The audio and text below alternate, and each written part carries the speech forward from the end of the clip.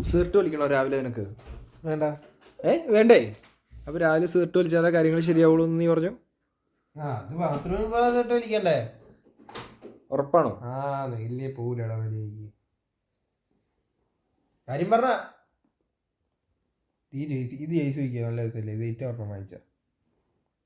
എടാ ഇതിന് ലേസ് ഒക്കെ ഉണ്ട് കേട്ടോ. നീ അതൊന്ന് എക്സ്പ്ലെയിൻ ചെയ്യാതെ എന്നാന്ന്? അതെ, എന്താന്ന് വെച്ചാല്